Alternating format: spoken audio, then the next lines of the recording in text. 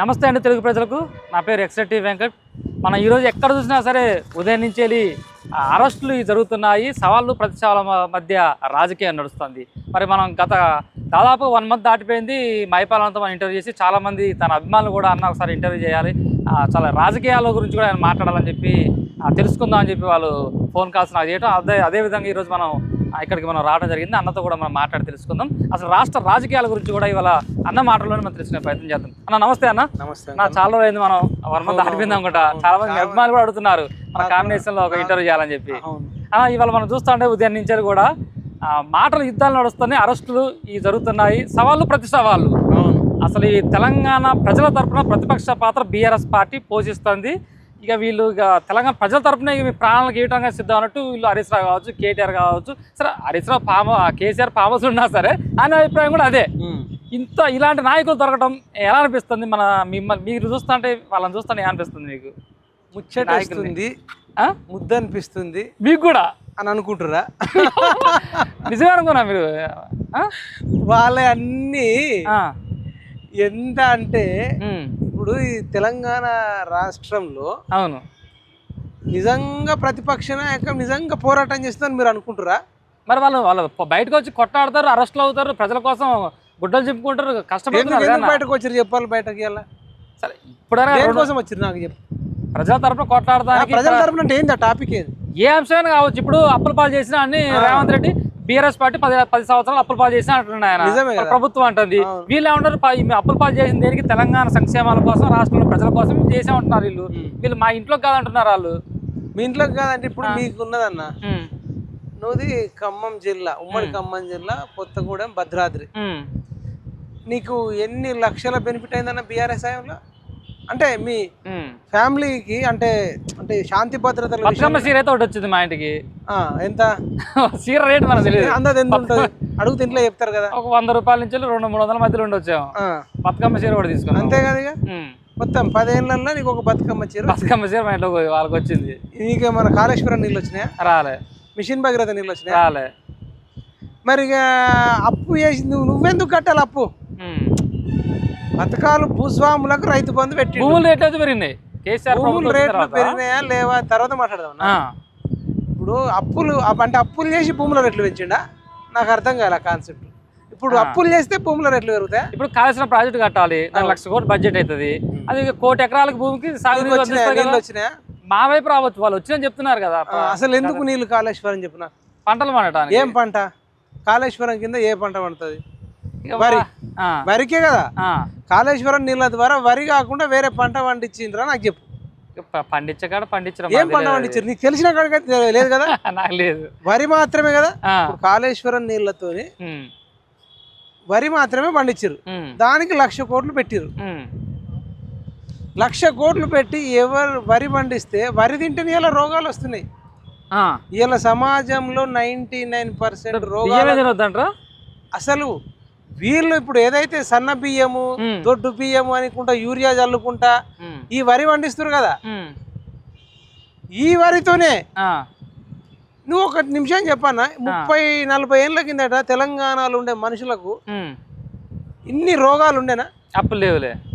మీ భద్రాద్రి కొత్తగూడెం తీసుకో, 40 ఏళ్ళ కిందట నువ్వు పుట్టినప్పుడు ఊరు అంటే మండలంకి ఒక ఐ హాస్పిటల్, అవును, లేకపోతే కళ్ళద్దాల hospital, sugar hospital, BP hospital, ఇన్ని హాస్పిటల్లను నువ్వు ఎప్పుడైనా చూసినావు? 40 ఏళ్ళ కిందట అప్పుడు లేవు. హాస్పిటల్ లేనప్పుడే ప్రజలు ఆరోగ్యంగా ఉన్నారు. అవును. హాస్పిటల్ వచ్చినాకనే ప్రజలు అనారోగ్యమయ్యారు అని ఇదెందుకు చెప్తున్నావు? ఇట్లాంటి రాజకీయ నాయకుల స్వార్థం వల్ల వరి విపరీతంగా వండించి ఇలా సర్వ రోగాల కారణం కేసీఆర్. కాదు, ఎప్పుడు కేసీఆర్ టార్గెట్ చేస్తావు? మరి ప్రజల తరఫున కొట్లాడుతున్నారు వాళ్ళని కాంగ్రెస్ పార్టీకి సపోర్ట్ చేస్తున్నారు. నేనెందుకు కాంగ్రెస్ చేస్తా? రెండే. వీళ్ళు దొంగలే, వాళ్ళు దొంగలే. ఎవడు నిజాయితీ పరుడు నాకు చెప్పి? ఏ పార్టీ? కాంగ్రెస్ పార్టీ నాయకులు ఇలా రేవంత్ రెడ్డి మోసం చేస్తుండు, కేసీఆర్ మోసం చేసిండు. రేవంత్ రెడ్డి అప్పులు చేస్తే ఈయన ఆస్తులు పెంచిండు అనుకున్నావా? ఈయన కూడా అప్లై చేస్తుండు. ఆయన 10 ఏళ్ళల్లో చేసిన అప్పు ఈయన 2 ఏళ్లలో ఈయన కూడా కొంత చేసిండు. అంటే ఈయనకు 10 ఏళ్ళ అధికారం ఉంటే ఆయన ఎంత తప్పు చేసిండు, ఈయన తప్పు చేసేటట్టే ఉన్నాడు. వీళ్ళిద్దరు కూడా వాళ్ళ అధికారం కోసం వాళ్ళ కుటుంబం బాగు కోసం తప్ప తెలంగాణ ప్రజలకు ఏ మాత్రం ఉపయోగం లేదు. బిఆర్ఎస్ కాంగ్రెస్ డ్రామా అంటే సినిమా నడుస్తుంది, పొలిటికల్ నెట్ఫ్లిక్స్ లో పెట్టాలి ఇప్పుడు. యాక్చువల్ ఇదంతా స్టోరీ ఫిక్స్ చేసి బిఆర్ఎస్ కాంగ్రెస్ పొలిటికల్ డ్రామా అని ఒక సినిమా పెడితే నెట్ఫ్లిక్స్ లో బాహుబలిని మించిపోతుంది. పొన్నం ప్రభాకర్ ఏమి యాక్టింగ్ చేస్తున్నాడు, హరీష్ రావు ఏమి యాక్టింగ్ చేస్తుండు, కేటీఆర్, ఆర్ఎస్ ప్రవీణ్ కుమార్ కూడా అసలు మామూలుగా ఆయన ప్రజల తరపున కొట్లాడుతాడు అని ఆయన కూడా నువ్వు సమర్థించరా? ఆయన కూడా పెద్ద డ్రామా ఆర్టిస్ట్, ఆయన కూడా ఒక యాక్టర్. ఇప్పుడు జరుగుతుంది ఒక మూవీ అన్న, ఈ మూవీలో వీళ్ళంతా యాక్టర్స్ అంటున్నా. హీరో ఎవరు మరి దాంట్లో? హీరో అనేటోడే లేడు ఇప్పుడు. హీరో లేడా ఈ మూవీకి?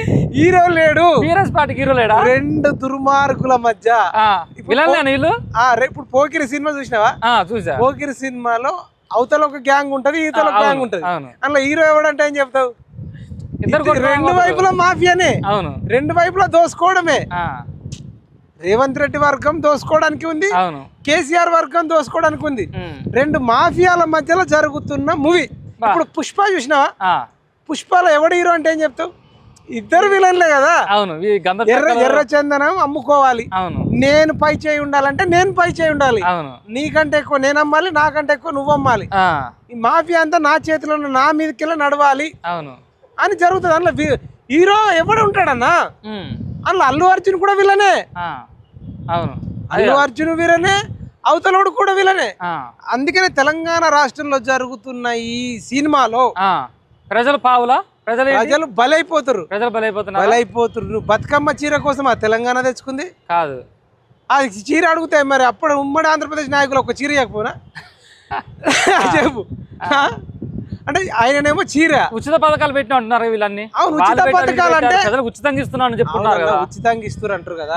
ఒక్క రూపాయి వాళ్ళ ఇంట్లో నుంచి ఇస్తే ఉచితంగా అన్న, నేను ఒక 100 రూపాయలు నీకు ఇస్తే అది ఉచితంగా ఇచ్చినట్టు. అవును, నేనే నీ దగ్గరికి 200 తీసుకొని 100 ఇస్తే నీకు ఉచితంగా ఇచ్చినట్ట. నీ జేబులోకి వెళ్ళి నేను 200 జేబులో పెట్టుకొని 100 తీసుకొని నీకు ఇస్తే అది ఉచితంగా ఇచ్చినట్ట. అది కాదు, అట్లా కాదు. ఇప్పుడు ప్రజలకు ఇచ్చే పథకాలు కూడా అంతే, ప్రజల డబ్బులే తీసుకొని ప్రజలను గొర్రెలను చేయడానికి ట్రై చేస్తారు. ఒక ఎగ్జాంపుల్ చెప్తా. ఒక ఇద్దరు పెద్ద మనుషులు, అది భద్రాద్రి కొత్తగూడెం మీది కాబట్టి, మీ భద్రాద్రి కొత్తగూడెం నుంచి హైదరాబాద్కి వచ్చి ఇక్కడ వాళ్ళకి సంబంధించిన కొన్ని సరుకులు అమ్ముకొని పోయారు. వాళ్ళు తయారు చేసిన సరుకులు కొన్ని అమ్ముకొని వచ్చిన డబ్బులతోని వాళ్ళకు 1 లక్ష రూపాయలు వస్తే ఆ 1 లక్ష రూపాయలు తీసుకొని ముడుపు కట్టుకొని పోయారు. మళ్ళీ బస్సు ఎక్కి మళ్ళా ఖమ్మం భద్రాద్రి కొత్తగూడెం బస్సు ఎక్కితే మధ్యలో కొంత దూరం పోయినాక కండక్టర్ వచ్చి డబ్బులు ఇవ్వండి, టికెట్ తీసుకోండి అని అడిగారు. టికెట్ తీసుకోరని అడిగితే చూసే వరకు డబ్బులు లేవు, 1 లక్ష రూపాయలు పీకినాయి. ఇప్పుడు టికెట్ తీసుకోవాలి, ఊరికి పోవాలి, డబ్బులు లేవని ఏడుచుడు. అయ్యో ఇలా బాధ చూడలేక ఇద్దరు పెద్దోళ్ళయి, పెద్ద మనుషులై, ఒక భార్య భర్త, ఇద్దరు పెద్ద మనుషులు వెనుకున్న ఆయన ఏం చేస్తారంటే, నేను ఇస్తా మీరు ఏం ఏడకండి, మాది కూడా భద్రాద్రి అటు సైడే కొత్తగూడెం, నేను అటే పోతున్నా అని చెప్పేసి వాళ్ళిద్దరికి టికెట్ ఇస్తాడు ఆయననే. టికెట్ తీస్తే కండక్టర్ నీకెందుకు అంటే, ఏ పాపం వాళ్ళు మా సైడే కదా బాధపడుతురు, మంచి పని సరే మంచి పని చేస్తున్నావులే అని చెప్పి టికెట్లు 2 ఈయన డబ్బులు వెనకైనా ఉన్న డబ్బులే కడతాడు.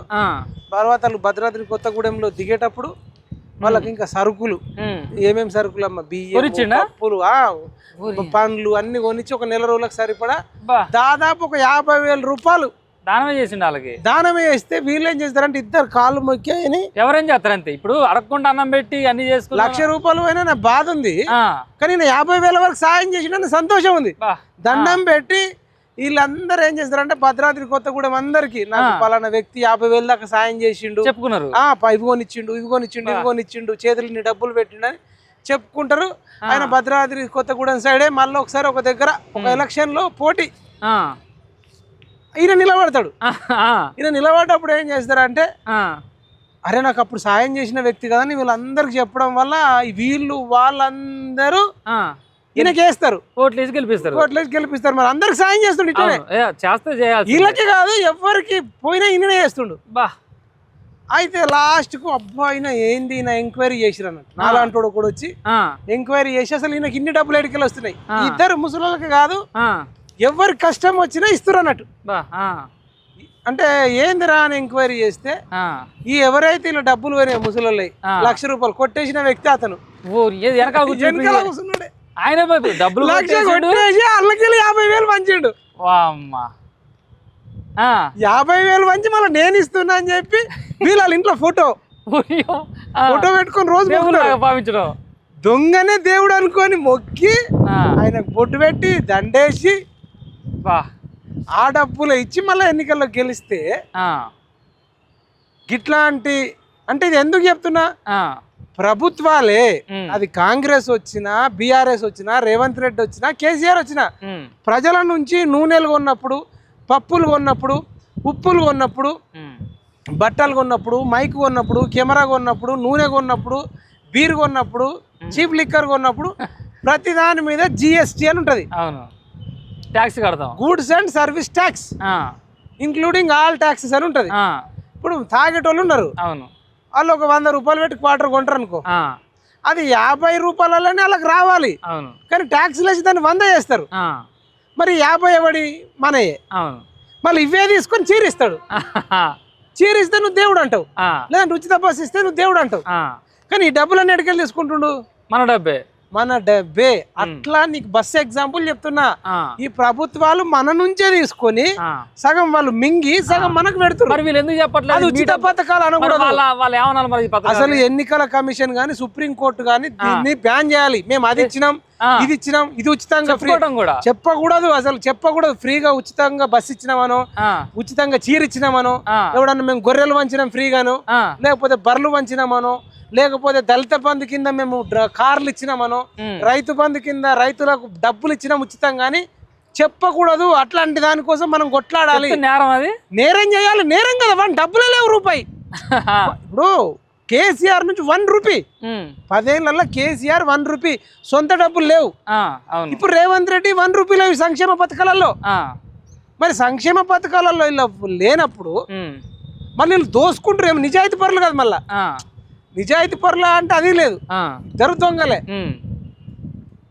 మరి ఇట్లా చెప్పుకునే ఎట్లుంటది అట్లా ఈ తెలంగాణ రాష్ట్రంలో ఈ రెండు దోపిడి దొంగల మధ్యలో జరుగుతున్న ఫైట్ ఎవడు మంచోడు అంటే నేను ఏం చెప్పాను ప్రజల బలిపశువులు అయిపోతున్నారు ప్రజలు బలిపశువులు అయితే ఇంకా తెలియక మాకు అది ఇది అంటారు ఆడ ఏది ఇచ్చినా మీ దగ్గరనే లాగిస్తాడన్న విషయం మర్చిపోతారు అసలు ఉచిత పథకాలు అడగొద్దంటారా ప్రభుత్వాలని వాళ్ళు అడగొద్దు వీళ్ళు ఇయ్యొద్దు ఇచ్చిన పేరు చెప్పొద్దు అసలు రేపటి నుంచి ఎన్నికల కమిషన్ వచ్చే ఎన్నికలలో వాడు ఏదైతే హామీలు ఇచ్చిండో హామీలు నెరవేర్చకపోతే వాళ్ళ ఆస్తులు జప్తు చేయాలనే చట్టం తీసుకురావాలి ఇప్పుడు ఏసీబీ దాడులు జరిగినప్పుడు లేకపోతే ఇంకెవరన్నా హత్యలు జరిగినప్పుడు అవతలోడి ఆస్తులు జప్తు చేస్తుంది కోర్టు వీని ఆస్తులు జప్తు చేసి బాధితులకు పంచమంటది అట్లా నీళ్ళు ఎన్నికలలో ఏది పడితే అది హామీలు ఇస్తారు కదా ఒకడు స్కూటీ ఇస్తా అంటాడు ఒకడు తులం బంగారం ఇస్తా అంటాడు ఒకడు మీకు 3 ఎకరాల భూమి ఇస్తా అంటాడు ఒకడేమో మీకు ఇంద్రభవనం లాంటి ఇల్లు కట్టిస్తా అంటాడు ఇట్లాంటి క్రిమినల్స్ ఏది పడితే చెప్పి అధికారంలోకి వచ్చి ప్రజలను మోసం చేస్తున్నారు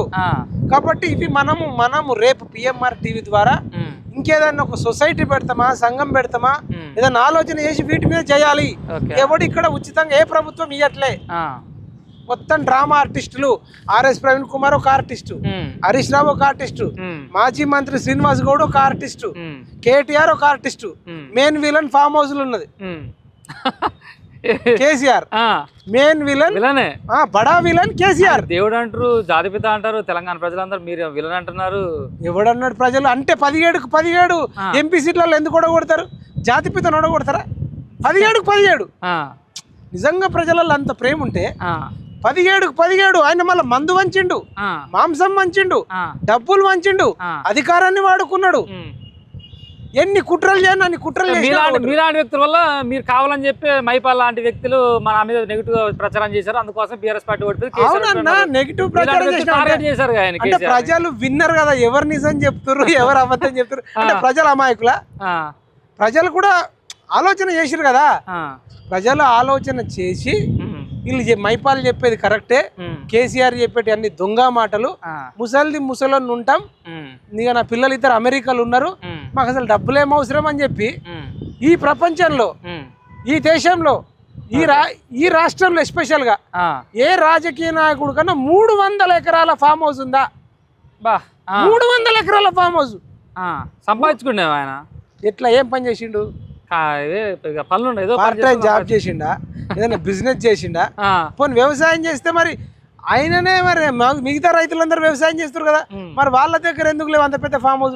మరి 80,000 పుస్తకాలు ఎట్లా చేయాలి మరి చెప్పాలి కదా, ముఖ్యమంత్రి అయిన రాష్ట్ర ముఖ్యమంత్రి అయిన నీకే 300 ఎకరాల ఫామ్ హౌస్ ఎట్లా వచ్చిందో వెంకటరెడ్డి నాకు చెప్తే నువ్వు కనీసం 3 ఎకరాల ఫామ్ హౌస్ అని కట్టుకుంటుంటే కదా, అంటే నువ్వు ఎవరికి చెప్పవు, నువ్వు మాత్రమే మింగుతావు. ఒక్క కేసీఆర్ కి 300 ఎకరాల ఫామ్ హౌస్ అంటే మళ్ళా తిరుగుల గోడ, ఒక కోట, దొరగడి. మరి ఇక కేటీఆర్ కి ఎంత ఉండాలి, హరీష్ రావుకి ఎంత ఉండాలి, కాంగ్రెస్ వాళ్ళు కూడా సంపాదించుకుని మరి వీళ్ళు కూడా అలా చూసి కాపీ కొడతారు. కేసీఆర్ ను, కేటీఆర్ ను, హరీష్ రావును చూసి రేవంత్ రెడ్డి, కొండల్ రెడ్డి, తిరుపతి రెడ్డి వీళ్ళు అందరు కాపీ కొట్టి మేమెట్లా మింగాలి. పొంగులేటి శ్రీనివాస్ రెడ్డి కూడా ఎట్లా ఆగడి పడ్డట్టు 10 పెట్టి 1000 తింటుండని చెప్తారు. అది నిజమా కాదా తెలియదు, మనం కూడా ఎంక్వైరీ చేయాలి. 2 పార్టీల మీద అంటున్నారు, మరి బీజేపీ పార్టీకి ఛాన్స్ రేపు జరగబోయే ఎలక్షన్స్లలో మేమంటే మేము వస్తామని వీళ్ళు అనుకుంటున్నారు. మరి బీజేపీ పార్టీ మౌనం వెనకాల కారణం ఏంటి? మరి బీజేపీ పార్టీకి ఛాన్స్ ఇయ్యారు తెలంగాణ ప్రజలు? ఏమో అన్న, ఇప్పుడు వాళ్ళు పోరాటం చేసేదాన్ని బట్టి, ప్రజలలో తిరిగేదాన్ని బట్టి ఉంటది. ప్రజలలో తిరగకుండా మరి వాళ్ళ అభ్యర్థులు తిరగకుండా, మరి మీ ఖమ్మం జిల్లాలో అసలు ఒక అభ్యర్థి పేరు అనే చెప్పు. నాకు తెలియదు.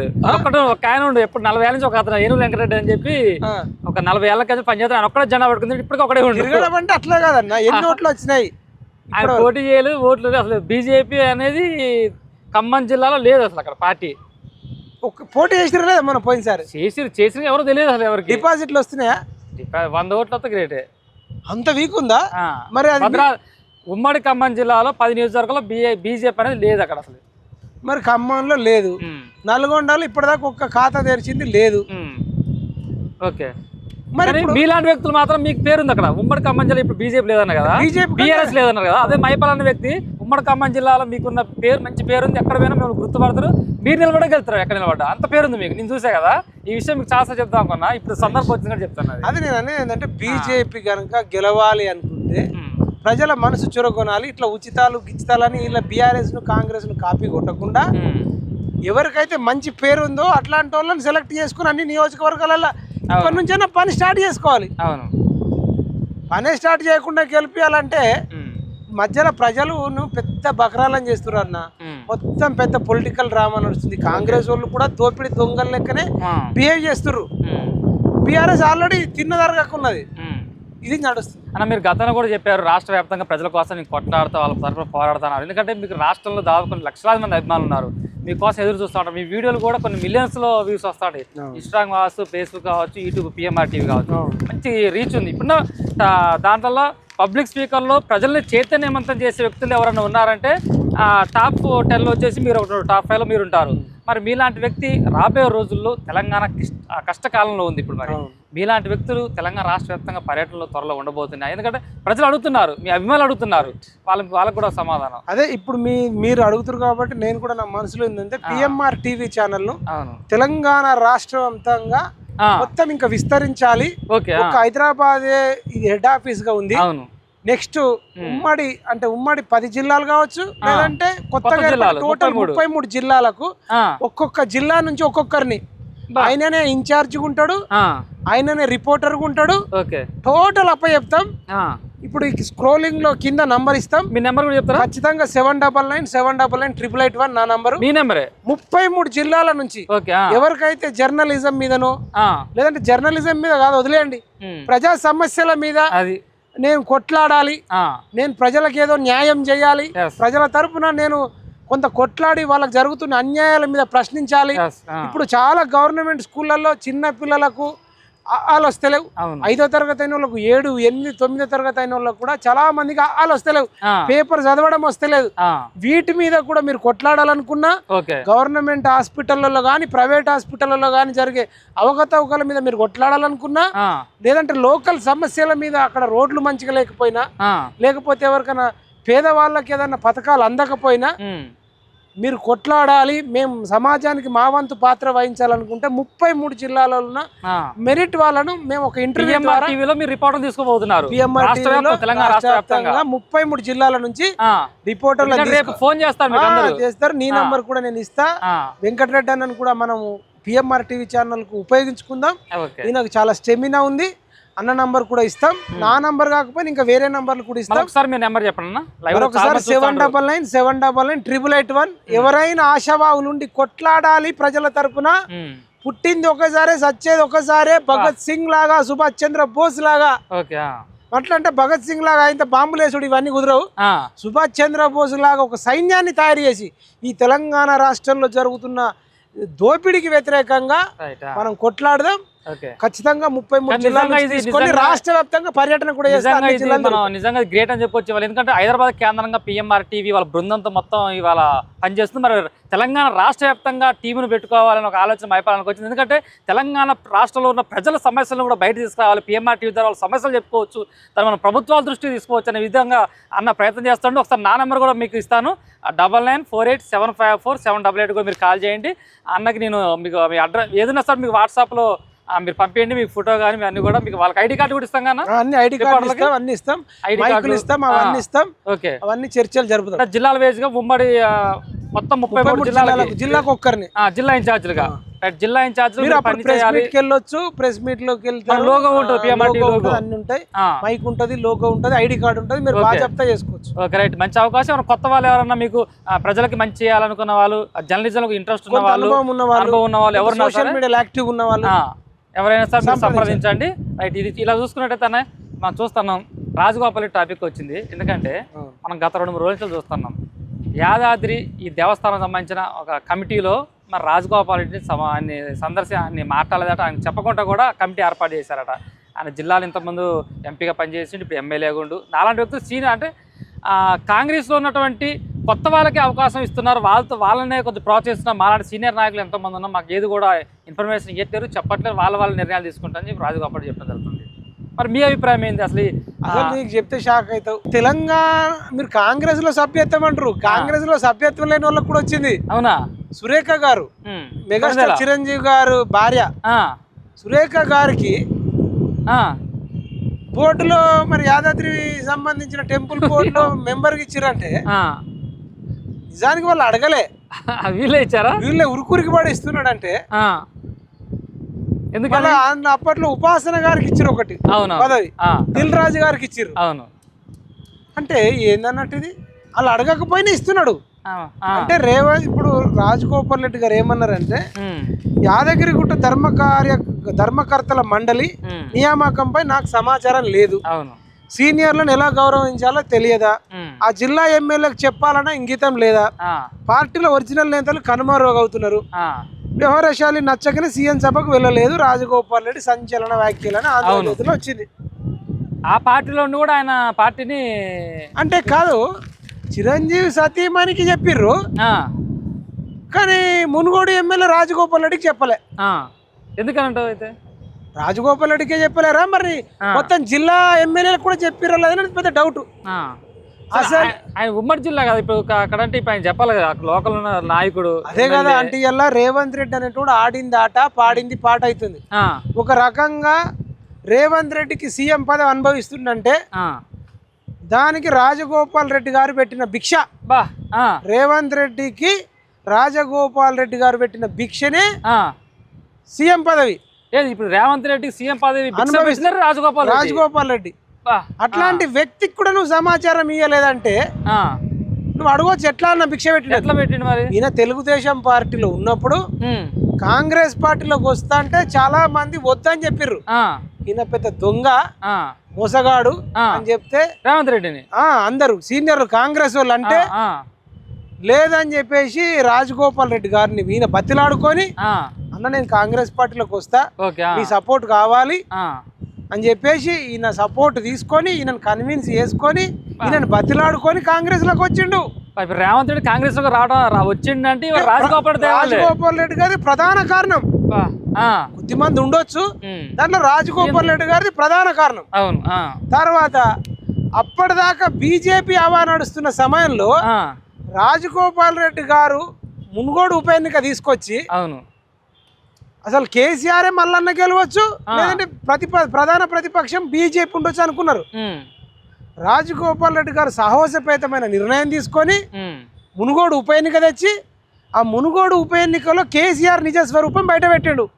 100 మంది ఎమ్మెల్యేలను దించడం, మంత్రులను దించడం, ముఖ్యమంత్రి కూడా దత్తత తీసుకోవడం, 1000 కోట్లు కుమ్మరియడం, మల్లారెడ్డి లాంటి వైన్స్ పోసుకుంటా ఓటర్లకు దాగిపియడం, మాంసం తినిపించడం, ముక్కలు తినిపించడం, ఇదంతా తెలంగాణ అంతా చూసి కేసీఆర్ ఇంత నీచుడా, కేసీఆర్ అంత నికృష్టుడా, కేసీఆర్ ఇంత పాపాత్ముడా, తెలంగాణ జాతిపిత అని చెప్పుకునేటోడు ఇన్ని 1000 కోట్లు పంచి ఒక్కోడిని ఓడించడం కోసం 100 మంది మంత్రులను ఎమ్మెల్యేలను దించి 1000 కోట్లు ఖర్చు పెట్టిండు కదా ఈ కేసీఆర్ అంటోడికి తెలంగాణ రాష్ట్రంలో మునుగోడు ఉప ఎన్నికతోనే అంతం చేస్తామని చెప్పేసి ఆయన 80,000 ఓట్లు వచ్చిన రాజగోపాల్ రెడ్డి గారు అంత చేసినా అతి తక్కువ ఓట్లతో ఓడిపోయినా నైతికంగా గెలిచిండు. ఉప ఎన్నికలలో తక్కువ మెజారిటీ జరిగింది, తక్కువ మెజారిటీతో ఓడిపోయినా కేసీఆర్ నిజ స్వరూపాన్ని బయట పెట్టడంలో ఉప ఎన్నిక ఉపయోగపడ్డది.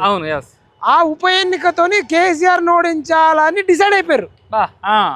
మునుగోడు ఉప ఎన్నికతోని కేసీఆర్ ను తెలంగాణ రాష్ట్రంలో ఓడించాలి, సీఎం సీటును లాగేయాలి. అది కూడా ప్లస్ పాయింట్. ఉప ఎన్నిక రావడమే చాలా ప్లస్ పాయింట్. అవును, మొత్తం అది వచ్చిన తర్వాత ఒక నరేటివ్ బిల్డ్ అయింది. ఇక బీజేపీ రాజగోపాల్ రెడ్డి లాంటి వాళ్ళని గెలిపించుకోలేకపోయింది. అది ఇక రేపు మిగతా క్యాండిడేట్లను ఖమ్మంలో ఏం గెలిపిస్తుంది, నల్గొండలో ఏం గెలిపిస్తుంది, పాలమూరులో ఏం గెలిపిస్తుంది, తెలంగాణలో ఏం గెలిపిస్తారు అని ప్రజలంతా ఒక డైలామాలో పడడానికి ఆ ఉప ఎన్నిక ఉపయోగపడ్డది.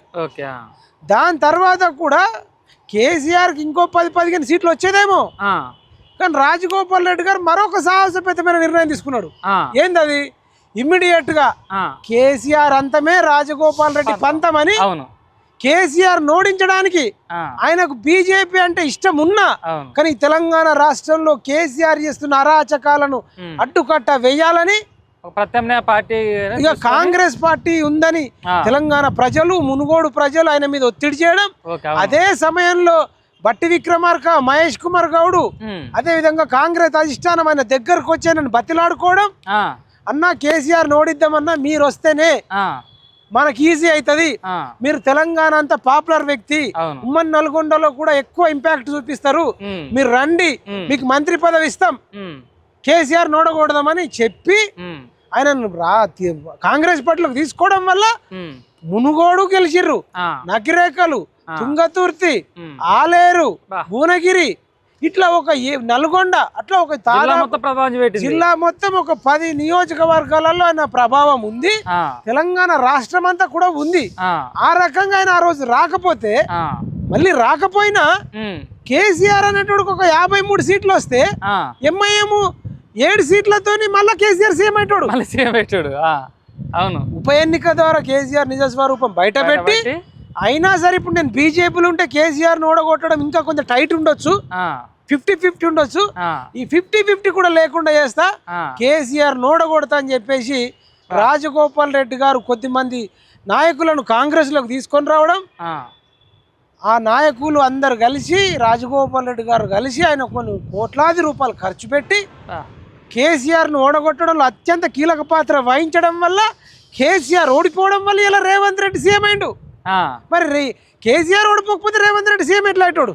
అవును, అది పాయింట్. అట్లా రాజగోపాల్ రెడ్డి గారి పాత్ర, నిరుద్యోగుల పాత్ర, సోషల్ మీడియా పాత్రతోని ఇవాళ రేవంత్ రెడ్డి సీఎం అయిండు. అంటే రాజగోపాల్ రెడ్డి గారు, నిరుద్యోగులు, సోషల్ మీడియా పెట్టిన భిక్షనే రేవంత్ రెడ్డి సీఎం పోస్ట్. అట్లాంటి రాజగోపాల్ రెడ్డి గారికి ఇలా రేవంత్ రెడ్డి సమాచారం ఇవ్వకుండా తన భువనగిరి సొంత జిల్లాలో కూడా పోలే కదా, మరి అందుకే పోలే, ఇలా వ్యవహార శైలి నచ్చకనే పోలేదు అంటుండు. అంటే కేసీఆర్ అంతం రాజగోపాల్ రెడ్డి గారితోనే జరిగింది, నిరుద్యోగులతో జరిగింది, సోషల్ మీడియాతో జరిగింది, రేపు కూడా రేవంత్ రెడ్డి అంతం కూడా రాజగోపాల్ రెడ్డి గారితోనే జరుగుతుంది. ఇట్లే ప్రవర్తిస్తే ఆయన అయిపోయినట్టేగా. కేసీఆర్ ను ఎట్లయితే రాజకీయంగా ఓడగొట్టిండో రేపు రేవంత్ రెడ్డి అంతం కూడా రాజకీయంగా రాజగోపాల్ రెడ్డి గారితోనే అవుతుంది. ఇంకోటి కూడా ఇప్పుడు తెలంగాణ ప్రజలందరూ ఆసక్తి ఎదురు చూస్తున్నారు. మునుగోడు ప్రజలే కాదు, రాజగోపాల్ రెడ్డి గారికి మంత్రి పదవి వస్తుంది. ఆ మంత్రి పదవికి వన్న తీసుకొస్తాడు. అలాంటి వ్యక్తి వాళ్ళ రాష్ట్రంలో ఉంటే ఒక మంత్రిగా ఆ శాఖకే మంచిగా న్యాయం చేస్తారని చెప్పి అంటున్నారు. దీనిపైన సమాచారం తెలంగాణ ప్రజలు ఎదురు చూస్తున్నారు. ఎందుకంటే ఎప్పుడు రాబోతుంది అదే రావాలని తెలంగాణ ప్రజలు మునుగోడు నల్లగొండ అంతా కోరుకుంటారు. కానీ రేవంత్ రెడ్డి అనే దుర్మార్గుడు ఈయనకు కట్టప్పలాగా వెన్నుపోటు పొడవాలని చూస్తుండ అన్నట్టు మనకు విన్నబడుతుంది. ఎట్టి పరిస్థితులలో రాజగోపాల్ రెడ్డి గారు నిజాయితీ పరుడు వస్తే నాకు విలువ ఉండదు, మొత్తం అందరు ఆయననే చూస్తారు. ఆయన నిజాయితీ పరుడు, ముక్కుసూటి మనిషి, ప్రజలకు దాన ధర్మాలు చేసే వ్యక్తి. అప్పుడు ఏమైతుంది, రాజగోపాల్ రెడ్డి గారేమో మరి పంచిపెట్టే రకం, అవును, రేవంత్ రెడ్డి ఏమో దోసుకునే రకం. కొండల రెడ్డి, తిరుపతి రెడ్డి, కృష్ణారెడ్డి, రేవంత్ రెడ్డి ఈ ముఠా అంతా దోపిడిగా పడుతుంది కదా. అప్పుడు ఈయనతో రేవంత్ రెడ్డితో కంపేర్ చేసుకున్నప్పుడు రాజగోపాల్ రెడ్డి గారి చరిష్మా నిజాయితీ అనేది ఎక్కువ ఉంటది. భవిష్యత్తులో కాంగ్రెస్ పార్టీ పిలిచి సీఎం వచ్చిన పేరు చూసి అవును, మరి దానికి భయపడుతుండా రేవంత్ రెడ్డి? అసలు ఇక ఇలా యాదగిరి గుట్టలోనే ఆయనకు సమాచారం లేకుండా గుడికి సంబంధించిన మెంబర్లను చైర్మన్ నియమించడంలోనే రాజగోపాల్ రెడ్డి గారికి చెప్పలేదంటే అంత చిన్న విషయంలోనే రేపు మంత్రి విషయంలో కూడా కుట్రలు చేయడానికి నమ్మకం ఏముంది? ఈ రేవంత్ రెడ్డి అనేటోడికి ఒక్కోడికే ఒక జిల్లా నుంచే ఈ ఒక్కోడికే ముఖ్యమంత్రి, మున్సిపల్ శాఖ మంత్రి, హోం మంత్రి, విద్యాశాఖ మంత్రి, 4 మంత్రి పదవులతో ఎంజాయ్ చేస్తున్నాడు, మొత్తం దోసుకుంటున్నాడు. అవును, నిద్ర 24 గంటలు పడుకోకుండా ఎట్లా దోసుకోవాలి? మళ్ళీ టైం అయిపోతే మళ్ళీ మనకు టైం దొరకదు. ఇప్పుడు అలర్ట్ చేస్తున్నట్టు వాళ్ళ అనుచరులను, ఇప్పుడే దోసుకోండిరా, మళ్ళీ గెలుస్తామో ఓడిపోతామో, ఇంకా 2 ఏళ్ళ ఉంది, ఎగబడి దోసుకోండి, అసలు నిద్రపోకుండా దోసుకోండి అని చెప్తున్నట. నిద్రపోకుండా దోసుకుంటారు, ఎగబడి ఇసుక దందాలు, భూమి దందాలు, ఎక్కడికక్కడ కలప దందాలు, కమిషన్లు, దోపిడి. ఓకేనా, రైట్. ఇక లాస్ట్ ఫైనల్గా ఇక రాష్ట్రంలో జరుగుతున్నటువంటి కాంగ్రెస్ కావచ్చు, ఈ బీఆర్ఎస్ కావచ్చు, ఈ 2 పార్టీల మధ్య కూడా మీరు సినిమా లాగా భావించి చెప్పారు. ఇందాక మీరు దాని గురించి కూడా ప్రజలకు విశ్లేషణ చేశారు. ఇది ఇక భవిష్యత్తులో ఎలా ఉండబోతుంది? ఇక మనకు సంవత్సరం అవుతుంది, ఎన్నికల నోటిఫికేషన్ అడావుడి మొదలవుతుంది, క్యాండిడేట్లు అభ్యర్థులు ఆశావాహులు ఎదురు చూస్తూ ఉంటారు. ఇక అది ఎలా ఉంటుంది మరి పరిస్థితి? ఇక మీరు ఏం చెప్పాలనుకుంటారు ఫైనల్గా? ఈ 2 పార్టీలు ఇక రేపు ఏ విధంగా ఈ 2 పార్టీలకు బుద్ధి చెప్పాలి భవిష్యత్తులో. కాంగ్రెస్ పార్టీకి, బీఆర్ఎస్ పార్టీకి రాజగోపాల్ రెడ్డి లాంటి వాళ్ళు బయటకు రావాలి, కొత్త పార్టీ అన్న పెట్టుకోవాలి. ఎవరు? రాజగోపాల్ రెడ్డి లాంటి వాళ్ళు కొత్త పార్టీ పెట్టి ఖమ్మము, నల్లగొండ, పాలమూరు, నిజామాబాదు, ఆదిలాబాదు, మెదక్ అంతా తిరగాలి. ఓకే, రాజగోపాల్ రెడ్డి గారికి మంచి పేరు ఉంది, రేవంత్ రెడ్డి పని ఖతం అయిపోయింది. ఎందుకు రాజగోపాల్ రెడ్డి గారు కొత్త పార్టీ పెట్టకూడదు? ఎందుకు పెట్టాలి. ఇప్పుడు కేసీఆర్ ని చూసినాం, దుర్మార్గుడు, మోసగాడు, అవినీతి పరుడు. రేవంత్ రెడ్డిని చూసినాం, మోసగాడు, అవినీతి పరుడు. మరి అప్పుడు కేసీఆర్ ని ఓడగొట్టిన రాజగోపాల్ రెడ్డి గారు ఇప్పుడు రేవంత్ రెడ్డిని ఓడగొట్టడానికి అవసరం అయితే మరొక ఉప ఎన్నిక, ఒక ఎలక్షన్ ఎన్నిక 1 year ఉన్నప్పుడు 6 నెలల ముందు ఉప ఎన్నిక తెచ్చినా సరే ఈ రేవంత్ రెడ్డి నిజ స్వరూపం బయట పెట్టాలి. కేసీఆర్ ని ఓడగొట్టినట్టే ఈ రేవంత్ రెడ్డిని కూడా ఓడగొట్టడానికి రాజగోపాల్ రెడ్డి గారు కొత్త పార్టీ పెట్టాలని మేము కోరుకుంటున్నాం. Right, okay. ఇది మనం చూసాం కదా. మొత్తానికి అయితే ఈ బీఆర్ఎస్ కావచ్చు, కాంగ్రెస్ కావచ్చు, ఈ సవాళ్ళు ప్రతి సవాళ్ళ పైన మైపాలన్న అయితే ఒక సంచలన కామెంట్స్ చేసామని చెప్పుకోవచ్చు. ఇది ఒక సినిమా స్టోరీ లాగా నడుస్తుంది. ఇందులో హీరోలు లేరు, అందరూ విలన్లే అన్న బాపతిలో అయితే మైపాలన్న చెప్పడం జరుగుతుంది. అదేవిధంగా రాజగోపాల్ రెడ్డి అనే వ్యక్తి వాళ్ళ తెలంగాణ రాష్ట్రానికి చాలా అవసరం. అలాంటి నాయకుడు సీఎం రేవంత్ రెడ్డిని ఆ కుర్చీలో కూర్చోబెట్టిండంటే, ఆయన ముఖ్యమంత్రి అయిందంటే దానికి ప్రధాన కారణమే రాజగోపాల్ రెడ్డి ఇలాంటి వ్యక్తి. ఆయన గతంలో టీడీపీలో ఉన్నప్పుడు కూడా ఆయన ఆహ్వానించి పార్టీలో తీసుకొచ్చినటువంటి వ్యక్తి రాజగోపాల్ రెడ్డి. ఇలాంటి వ్యక్తి, మరి అలాంటి వ్యక్తికే వాళ్ళ వెన్నుపోటు పొడిచే ప్రయత్నం చేస్తాడు సీఎం రేవంత్ రెడ్డి అని చెప్పడం జరుగుతుంది. అదేవిధంగా కూడా పిఎంఆర్ టీవీకి కూడా రాష్ట్ర వ్యాప్తంగా కూడా రిపోర్టర్లు, జిల్లా రిపోర్టర్లు కావాలని చెప్పి కూడా మైపాలని చెప్పడం జరిగింది. మీరు ఆసక్తి ఉన్న వాళ్ళు కూడా పిఎంఆర్ టీవీలో మీరు ప్రజల తరపున ప్రజల సమస్యలు మీరు ప్రభుత్వాల దృష్టికి తీసుకెళ్లాలని మీకు ఆలోచన ఉన్నా సరే, జర్నలిజం పైన ఒక ఇంట్రెస్ట్ ఉన్నా సరే, మీరు ఎవరైనా సరే కింద స్క్రోలింగ్లో కూడా నెంబర్ ఇవ్వడం జరుగుతుంది. మైపాలను కూడా కాల్ చేయొచ్చు. నాకు కూడా నా నెంబర్ కూడా మీకు ఇవ్వడం జరుగుతుంది. నా నెంబర్ కూడా మీరు కాల్ చేయొచ్చు. మీకు ఒక లోగో ఇవ్వడం జరుగుతుంది, ఐడి కార్డు ఇవ్వడం జరుగుతుంది. మీరు ఏ ప్రెస్ మీట్లకైనా సరే వెళ్ళొచ్చు. నా నెంబర్ కూడా నోట్ చేసుకోండి, 9948754788. రైట్, ఇది చూస్తున్నానండి పిఎంఆర్ టీవీ.